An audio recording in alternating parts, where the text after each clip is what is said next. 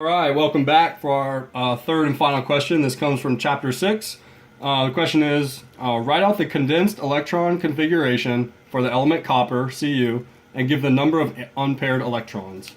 All right, so when you're writing condensed electron configurations or any electron configurations, you have to take a look at your orbitals and the quantum numbers. So this is just a quick way. You can find it online in Dr. Knuckley's notes as well. But this is one way. You're going to go and you're going to start going across down and to the left as you're writing these. And you'll see what I mean as we go over to the periodic table.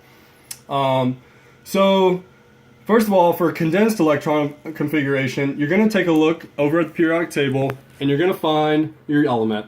So if I see coppers here, you go back, and the last noble gas before you get to copper is argon. So the first thing you're going to do is you're going to box in, or you're going to bracket in argon. And then from there, if you see how I have this labeled out into s orbital, d orbital, p orbital, and f orbital, because s can hold 2 electrons, d can hold 10, p can hold 6, and f is 14. So we were at argon, we bracketed that in, and now all we have to do is go over and count on. So we're in the 4th row, so we're going to be at 4s, 4s2, and then you just count over once we're in the d orbital.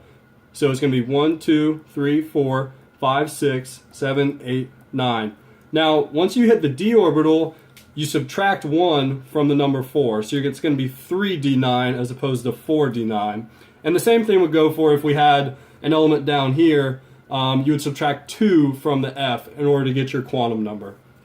So like we said, we had 4s2 because it's full. The s orbital is full. It can hold 2 electrons. And then the d orbital, it wasn't full. It only went up to 9. So this is going to be our final for the condensed electron configuration. And then the second part says give the number of unpaired electrons. So we know that the d orbital can hold 10 electrons, which is 5 pairs. Oh, I'm sorry. This has a 3 here. So 3d. So if you just go ahead and you go 1, 2, 3, 4, 5, and then as we go back, we know that this one has a pair, 7, 8, 9. So these 4 have pairs, the last one does not.